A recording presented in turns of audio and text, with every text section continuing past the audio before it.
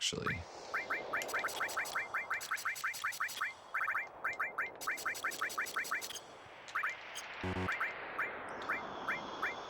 Alright, we want double cut, W item, counterattack, counterattack, counterattack. Could have probably done another counterattack while I was doing that, but whatever. HP plus, and...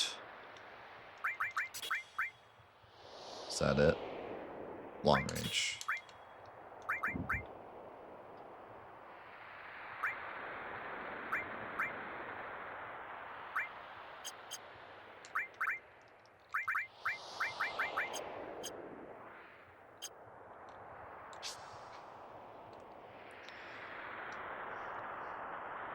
It's time.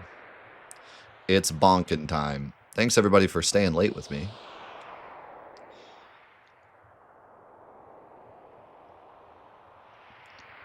I said we were finishing today, so we're finishing today.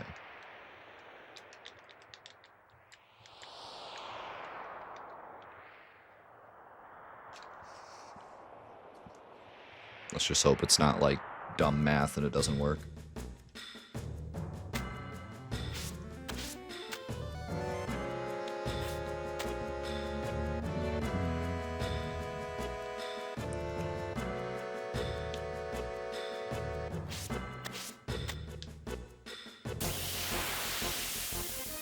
Thanks, guys.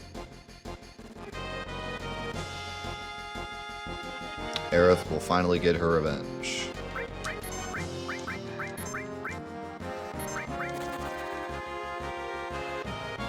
The entire party will be here to see it.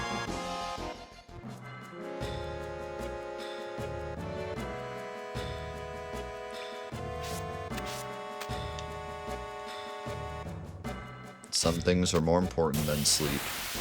Like talking about tub drain valves.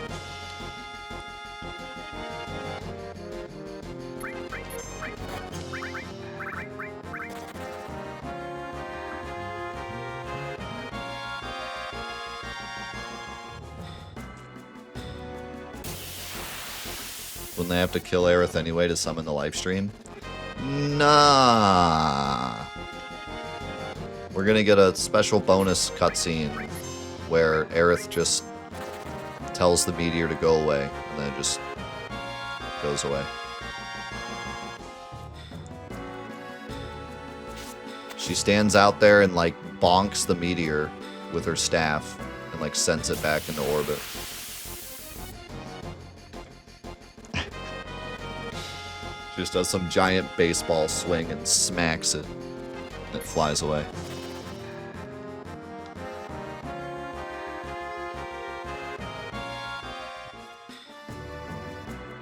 She rides the meteor like a cowgirl into the sunset.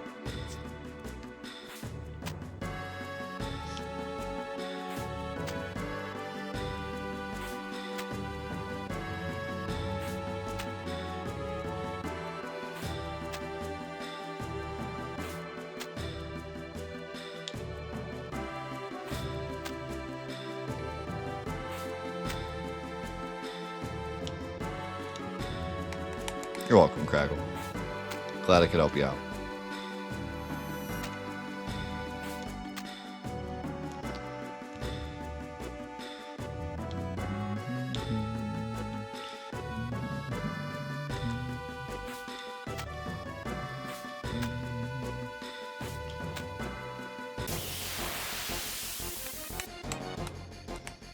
Almost there.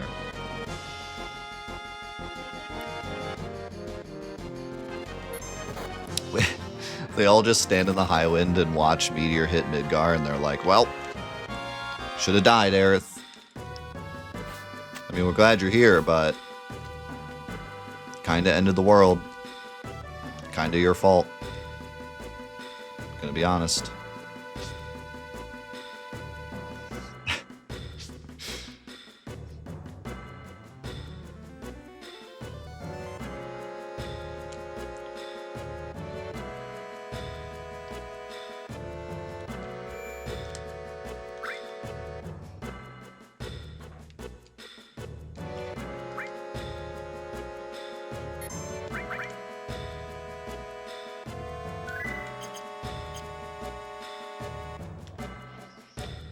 It's so funny how this doesn't include Aerith's level, even though she's clearly going.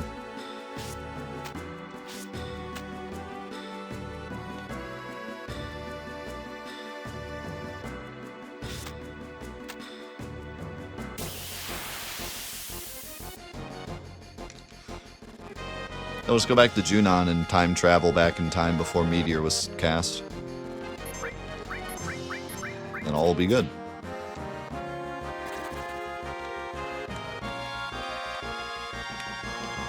No, it definitely doesn't include Aerith. It's like a whole separate calculation it does. If it did, for some reason, include Aerith, we would still have it. We'd have it even more, so, because she's the highest level. Actually, I think Cloud's a higher level now with all that grinding. Yep. But yeah, we'd be good either way.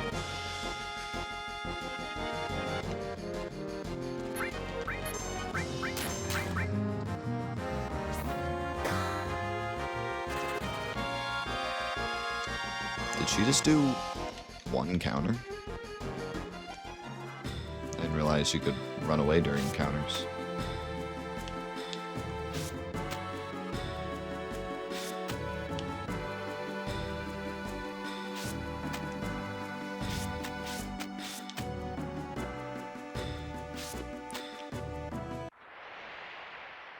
Alright, here we go.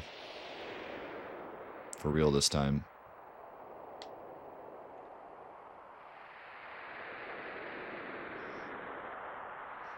Hopefully.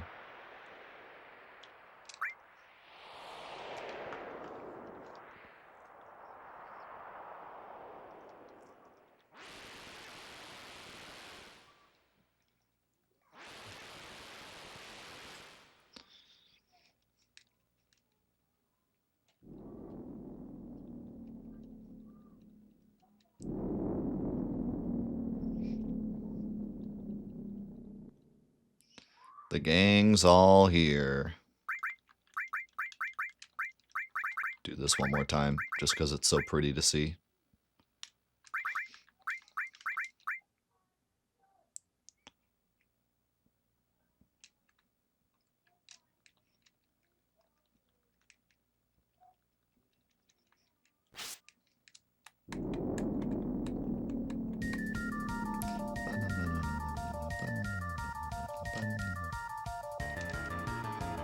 Cloud goes on a quest to defeat Sephiroth with the most unimportant character of the story. He has everyone to pick from, and he goes with Yuffie, the one who has, like, the least stake in this fight.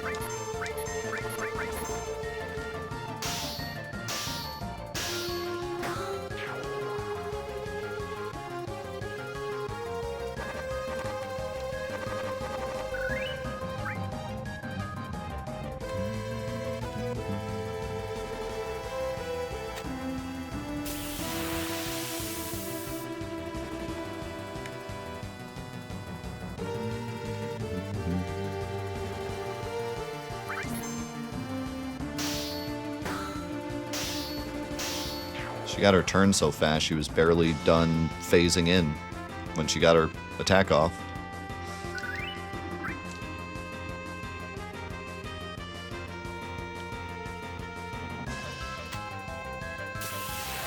god, we're getting like every fight this time.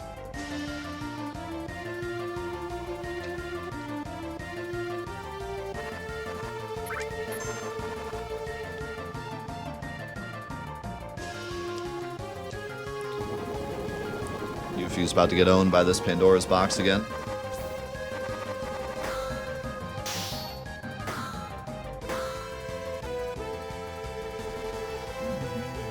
Say it with me, chat.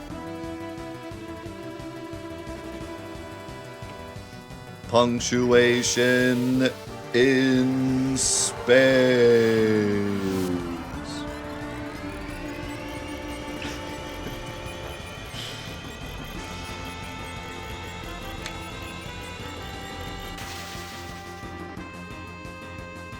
Oh, they dodged it.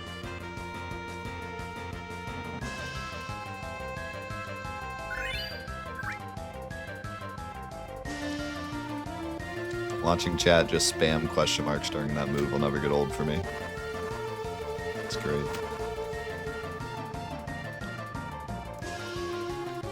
Who do you think made that animation? What do you think the response from the team was when they were like, hey, I made Pandora's Box? I made it in Microsoft PowerPoint.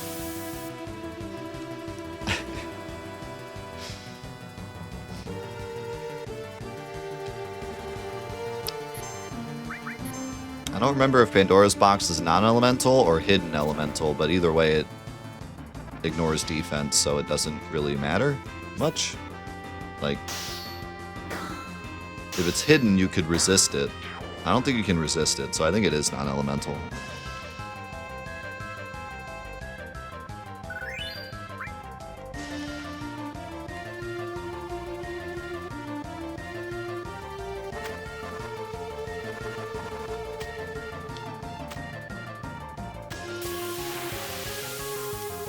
What was the challenge we did where we spammed Pandora's Box like an insane amount at the end of the run?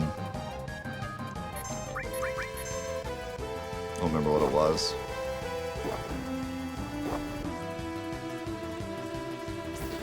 For some reason we had to use Pandora's Box. Maybe it was Scavenger, yeah. I think it was Scavenger.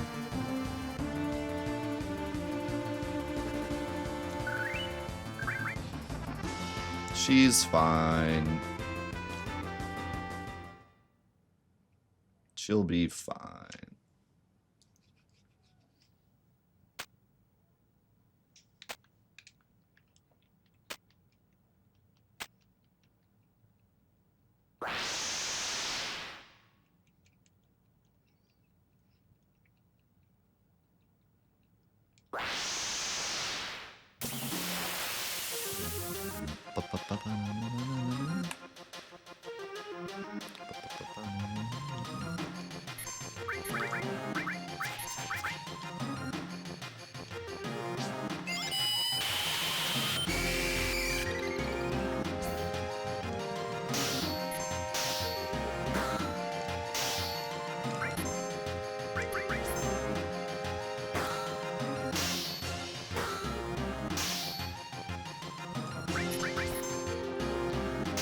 I've had enough of these aliens on my planet.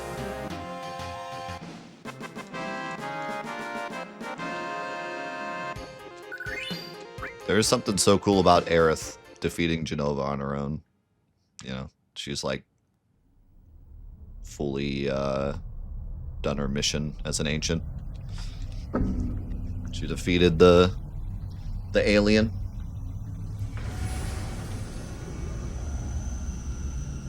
She used the power of all the Cetras to defeat Genova.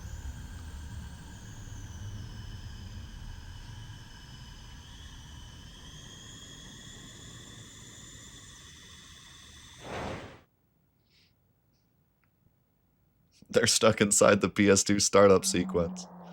No.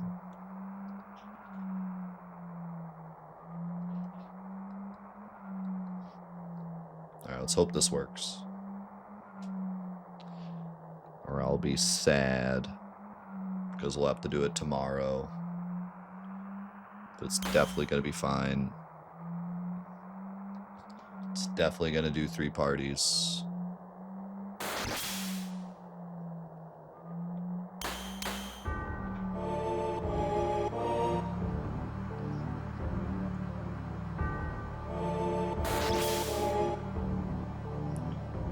Sephiroth.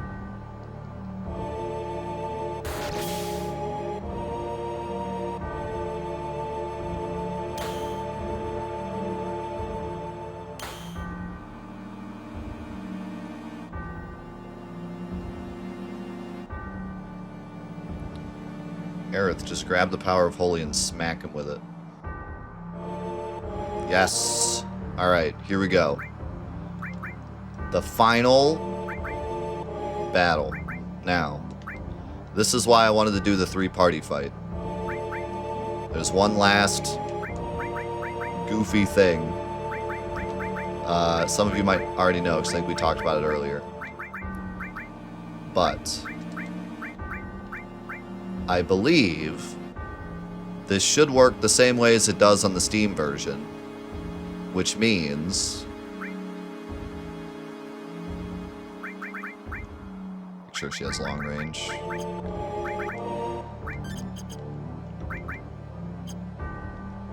Which means...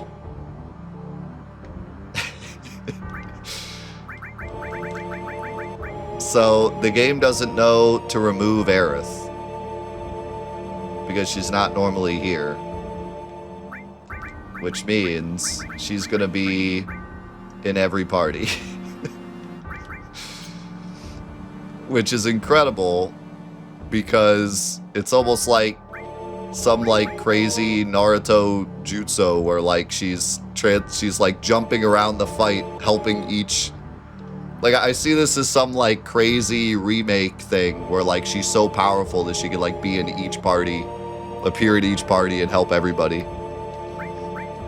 But what's funny, so you actually can't make a party of 3 here, even though we have 4 people to pick from. It won't let me...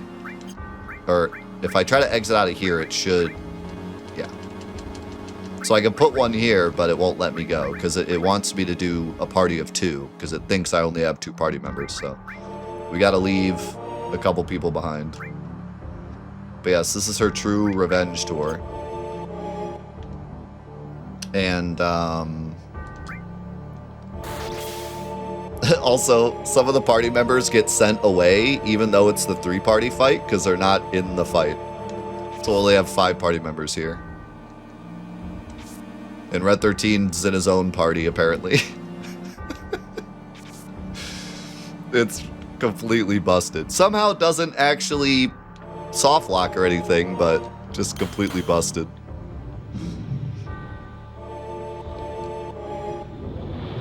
So. Aerith's ultimate revenge starts now. She's about to kill Bizarro on her own 3 times. And the way this works is pretty weird because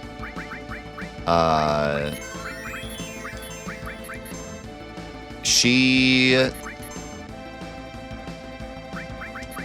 is in every party and it's the same Aerith. So like if she takes damage, it will stick for the next, when we switch. She is still, like, the same character. It's not like 3 Aeriths. She's just jumping, like, I guess. Like, jumping over to the other platform. But see, my headcanon is, like, we're using the power of it. Like, she's come here from the live stream as, like, a super Aerith. She's just, like, a ghost. Fighting with all the party members.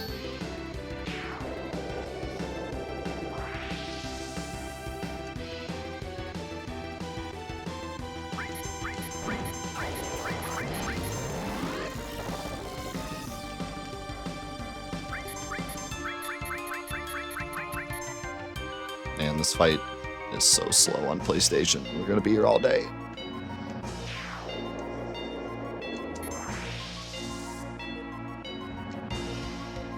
Now, one thing I am curious about, because I'm not sure, I wonder if her hero drinks stick. I would imagine no, but I'm not sure.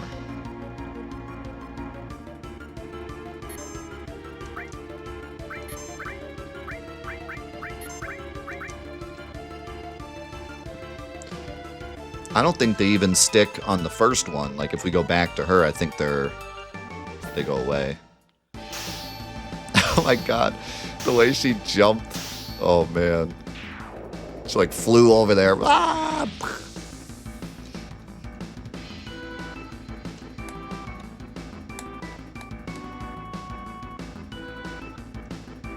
She has become anime.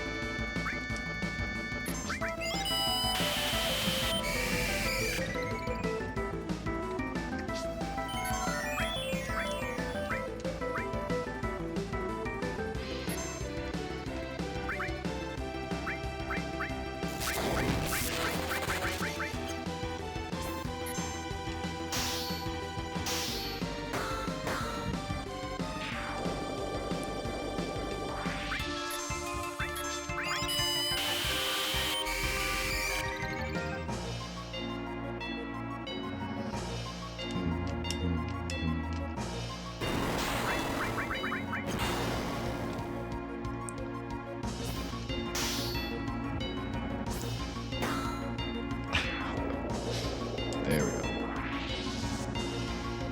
Now, hopefully it gives me the right party this time, because when we did this for, I forget what, the last time we did a 3-party fight, it kept going between, like, I couldn't get back to my main party. It was really annoying. This fight is so terrible.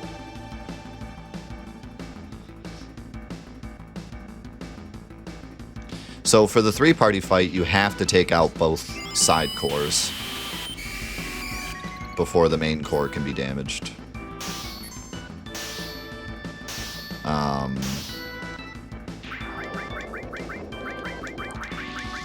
Which you can still just burst the body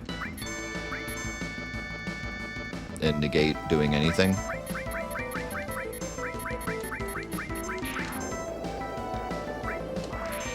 If I remember correctly.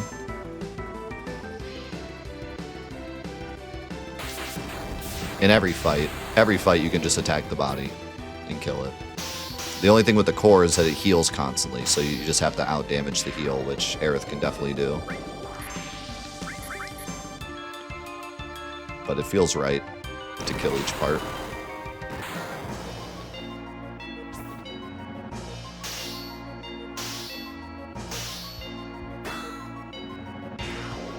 That crit sound is so great.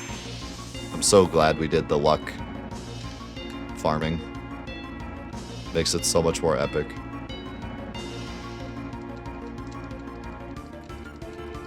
Please give me the middle party. Okay, good. It did the thing.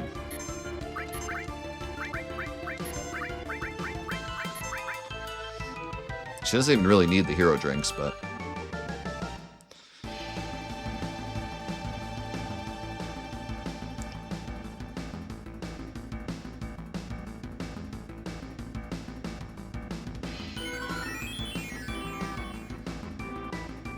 yeah, usually.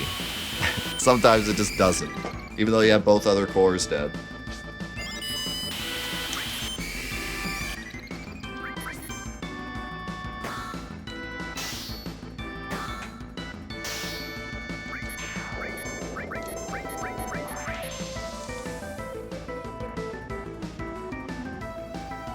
Would it have killed them to, like, take away the option to change parties once the other cores are dead?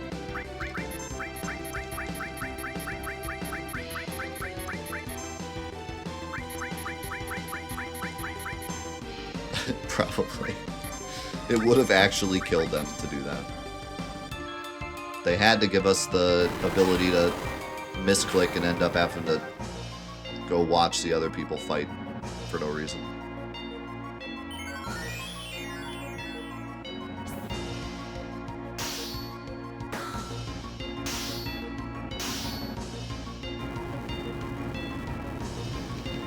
Alright. Something you never thought you'd see. Aerith standing face to face with Safer.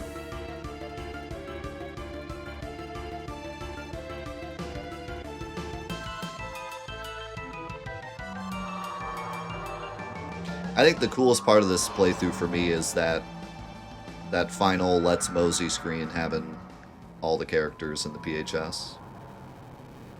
That's like definitely the highlight for me. But this is probably the runner-up.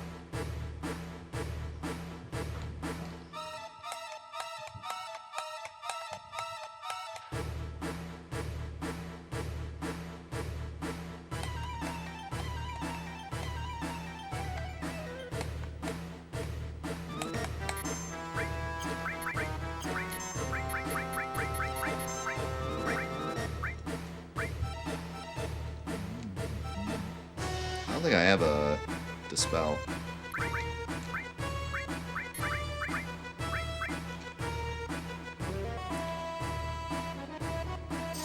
Don't think I'm gonna need it though.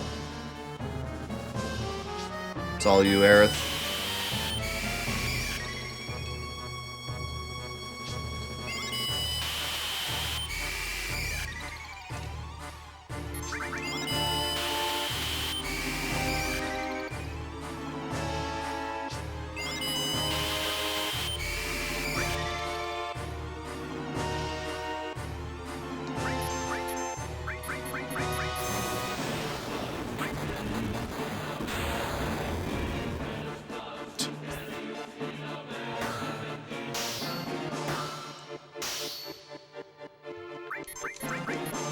That's incredible.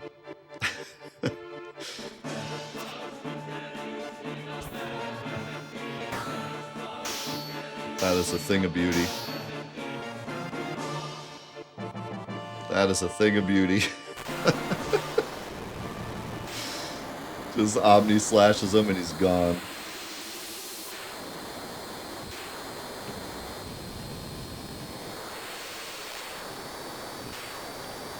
Close fight, he almost had us.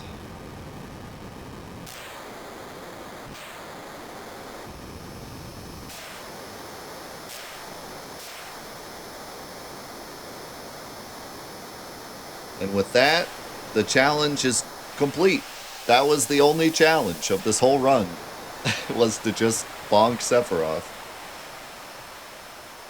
It was a long journey, filled with many other things we put upon ourselves.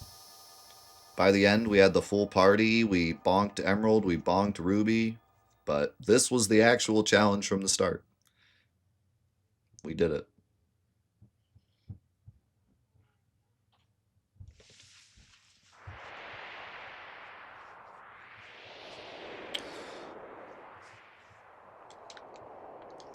And this was done, like I said, not only on PS1, but legitimately the PS1 I played this game on for the first time.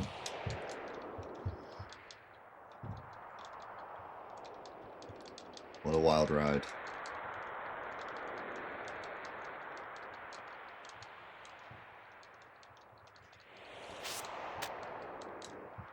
I know, the only thing really, like, reminding me that this is on console is the fact that I'm holding a PS2 controller.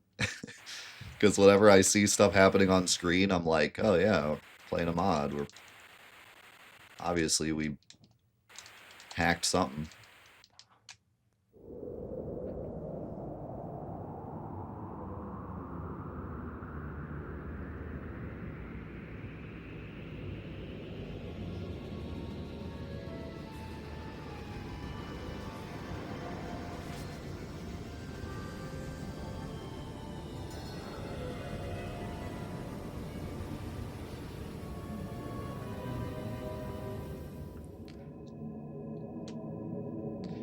Yes, if full party percent ever becomes a speedrun, this is the world record. We got the world record if that ever becomes a category. I don't think it's going to become one.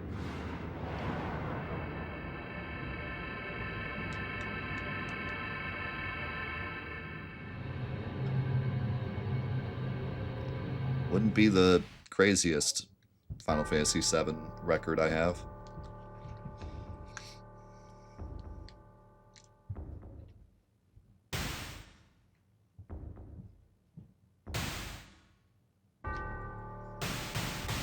I'll just submit it with no notes. I'll submit it and just say nothing. Like, here's my speedrun.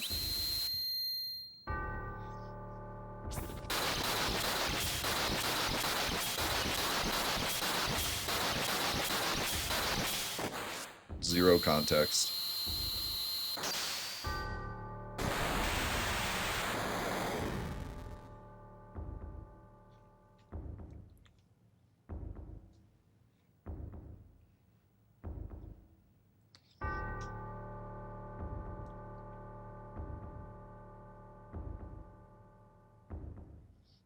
I remember I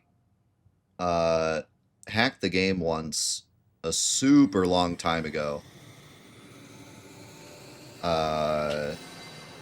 And put Aerith in the final battle. And she died because it automatically gave her her limit, which was the only thing I could select. And it was Healing Wind. And the code that, like, if Sephiroth hits you, Cloud, like, counters and you win anyways, only works with Cloud. So Sephiroth attacked her and she didn't counterattack. And then I used Healing Wind, and then he attacked me again and I died. And then I got a game over on the fight you're not supposed to get a game over. I was like, alright. This is supposed to be her revenge. Instead, she just dies again.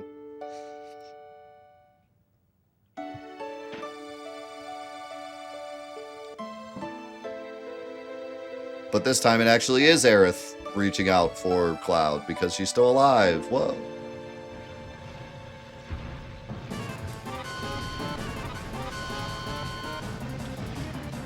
Well, that's it. We did the thing, and we did much more than that.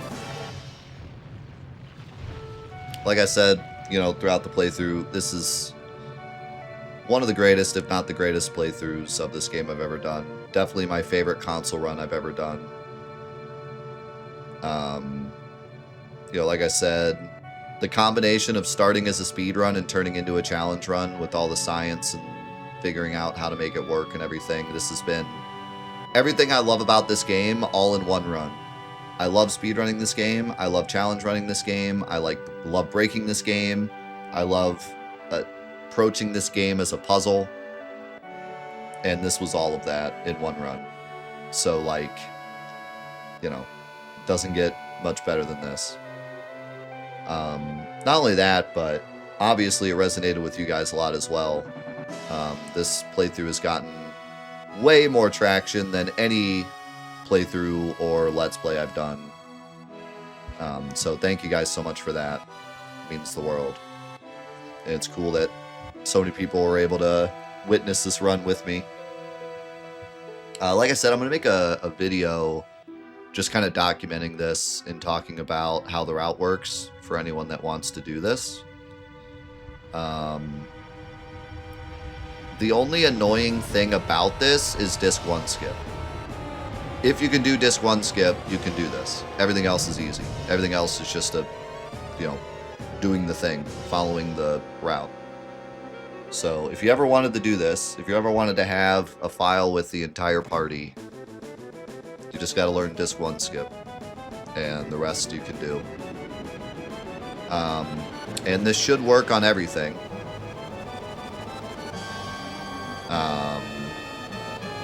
Not should, will work on everything.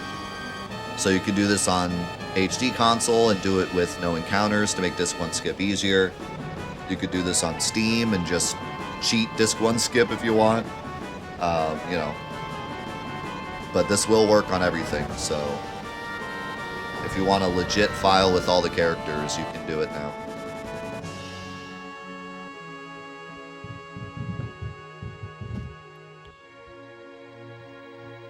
And yeah, Aerith is strong. I did kind of want to think about, like, I kind of wanted to see like how Aerith really is if she was just in the game, like she never left. And she is really strong. I feel like her MP is just crazy. Like when you get Ultima and Comet, it's pretty hard to like use them without running out of MP quick, and Aerith can just do it off rip with no MP plus. With MP plus, she'd be infinite MP the whole game. But it is kind of crazy how much MP she gets. And like, I think what I didn't really think about, whenever I thought about like, oh, what if Aerith was in the game the whole time? How would she be balanced? I always felt like she would kind of fall off because of her weapons. Like, she doesn't get any weapons after Temple, obviously. And she has really good magic stat, really good MP stat, but all of her other stats are crap. So, I felt like as all the other party members got really strong with magic, she would kind of fall off. But what I didn't think about is how much stuff you get in North Crater. You get so much magic stuff in North Crater that she just becomes insane. Like, mid-game just gets annihilated by Aerith because you give her Comet and Magic Plus and she's just hitting for 4,000 immediately. So that was really cool to see how, like, if she didn't die in City, she would be incredible mid-game. Not to mention, like, her limits are just insane, but we all already knew that. So, yeah. Yeah, it's cool to see how strong she is. Of course, we had to juice her up ourselves to be able to solo Ruby and Emerald and stuff, but like, she was legitimately strong this entire playthrough and could have easily beaten Safer on her own without us doing any crazy grinding. Which is why I wanted to do the grinding to make it more fun, because if we had just gone straight from Disc 3 and fought Safer, she would have just annihilated him. And yeah, doing the bonk strats, the Emerald fight was really fun. That was a really fun puzzle to figure out. Trying to do it without leveling up too much or doing any source farming. Well, we couldn't do any source farming, but no Knights of the Round or anything like that. That was a fun puzzle. And then Ruby was cool because we actually had to have a kind of a specific setup to make that work. And then, of course, seeing her do 9s with the fairy tale is pretty dope. I wasn't sure if she would even do enough just because the fairy tale's so weak, but yep, we were able to Omni/slash 9s Safer into oblivion.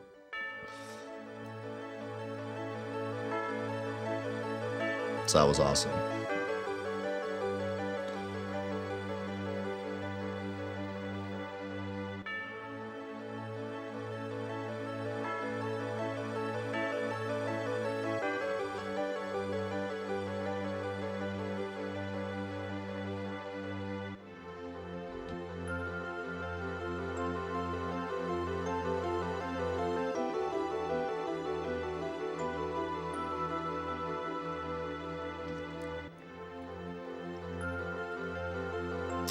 The Aurora Rod is actually much better than the Fairy Tale, but we use the Fairy Tale for the slots.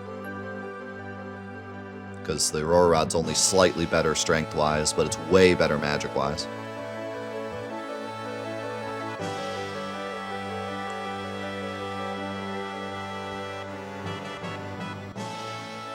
Or, actually, did we use the Aurora Rod in the end? I think maybe we... No, we used the Fairy Tale in the end. I think we used the Aurora Rod for Emerald, maybe, because of the linked slots. Can't remember. In the end, it was the Fairy Tale, though.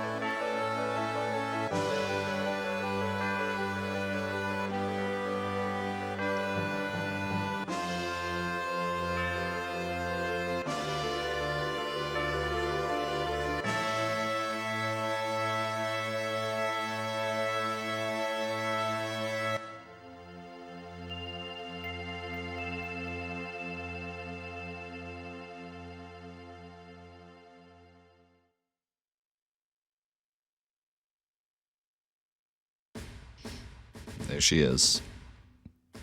Her revenge fully completed. So yeah, that's it. That's it. We won't sit through the credits. Well, we will here, but we'll screw it. We always sit through the credits. We'll sit through the credits.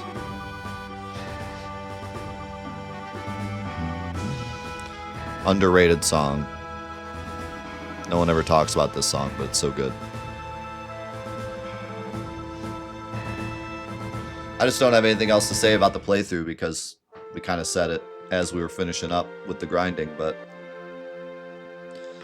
yeah, again, thanks to everybody for being such a big part of this and everyone that helped figure out the routing and stuff, and shout outs to Ace for all of his work and his help as I was learning Disc 1 skip. Still can't believe I got Disc 1 skip first try during this.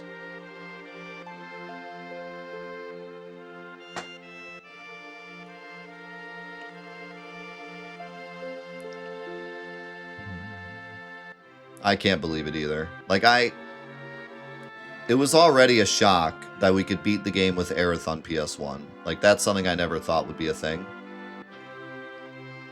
Like,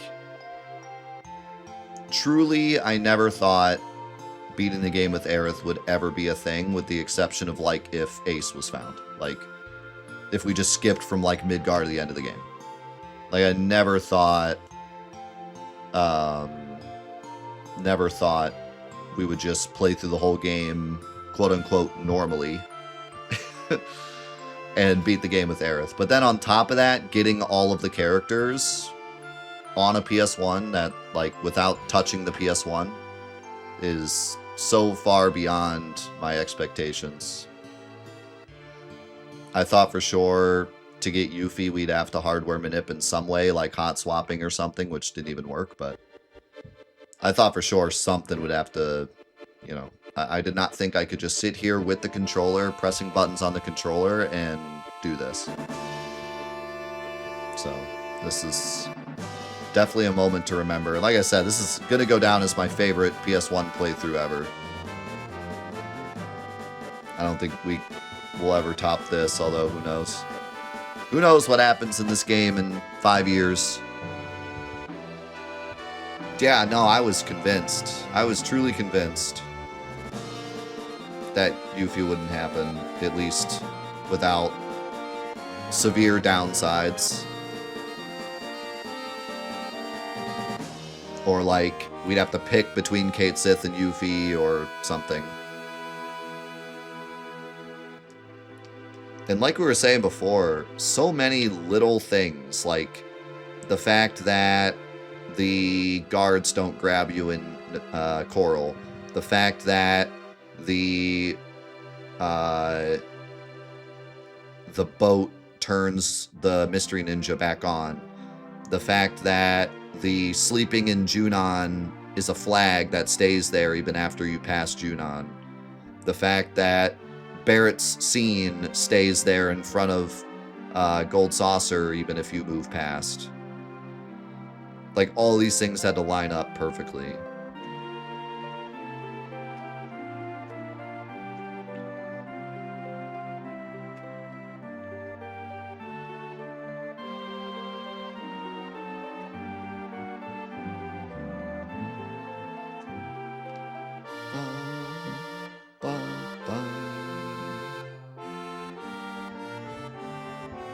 Yeah, and the way, like, the fact that we use the Junon elevator skip still blows my mind. Absolutely blows my mind that this, like, completely useless glitch that we've known about for a long time actually found a real use.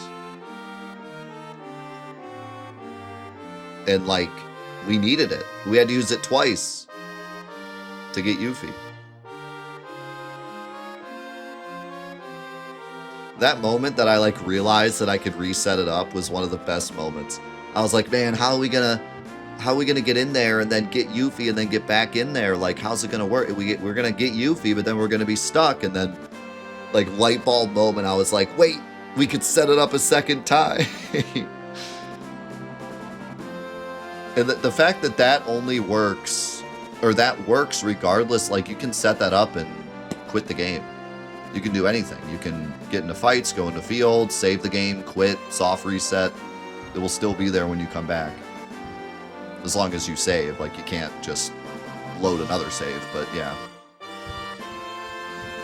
Like, it's always there.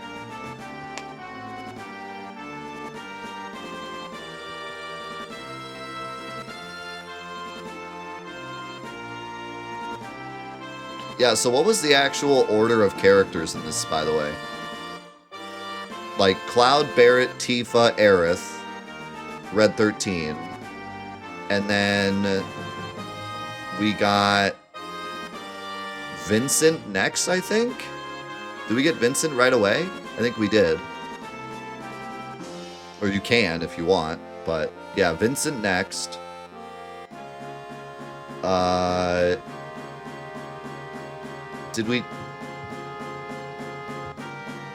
Was Sid after Cait Sith?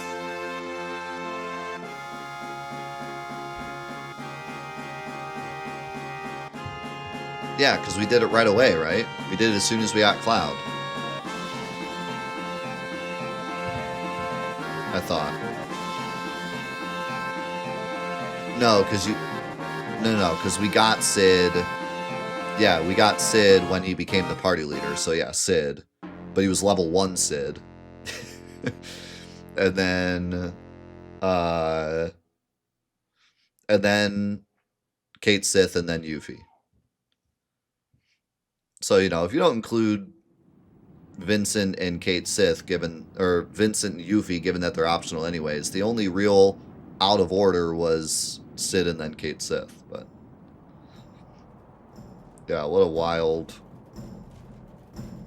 I mean, at one point it almost felt like we were doing like a Super Metroid reverse boss order run.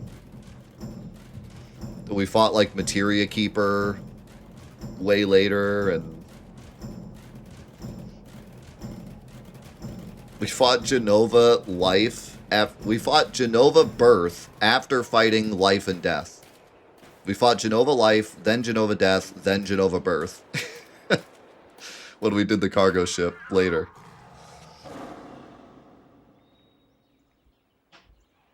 Man, what a run.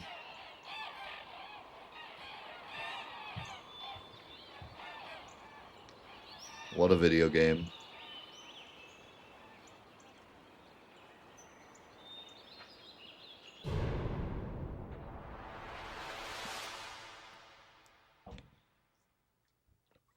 Yeah, the cargo ship was crazy. Level 1 Sid was crazy.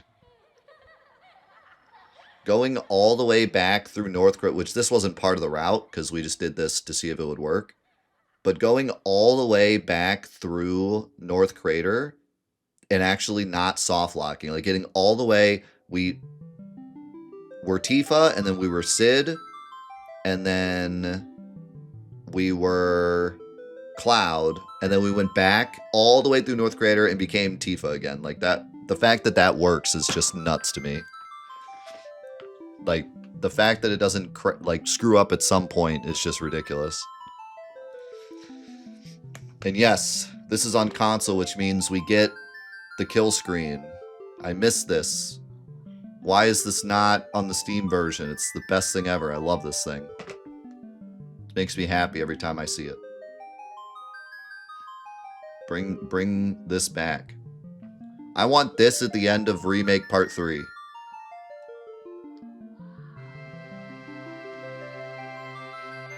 Like, this exact screen, not even a remade version. Like, you just beat Remake Part 3, and then, like, the whole credits and whatever happens, and then at the very, very end, it just plays this. That'd be incredible.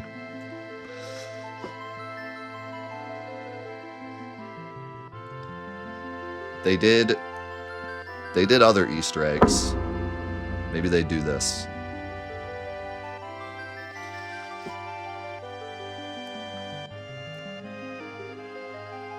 Yeah, I love this screen.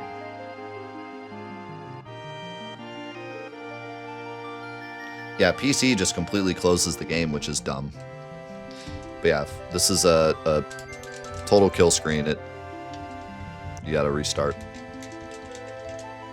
Which I just love. It just gives it such finality. Like, when the PC game closes, it's just like, well, guess I'll open up Google Chrome, I don't know.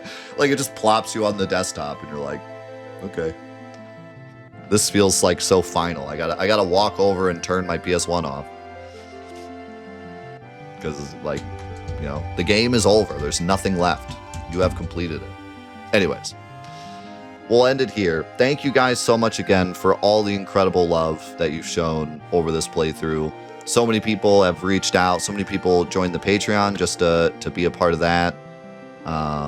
You know, and so many more things, whether it just be plop it in the Twitch chat to say hey, or just leave it in comment and saying thank you. Like, everybody that's watched or lurked, it's meant a lot. Thank you guys so much for being a part of this playthrough. I got plans. There will be more. Of course. I wasn't planning on doing a Final Fantasy VII playthrough again for a bit, but I kind of want to ride this wave, you know? I'm excited about 7, and so maybe we do another 7 run like now. That's kind of what I'm thinking, but I got to decide what I want to do, so stick around. This was not a one and done. There will be more Final Fantasy VII right after this, so be sure to be here for it, you know? I would love to see be a part of that playthrough as well, whatever it is. Probably some kind of challenge run, so...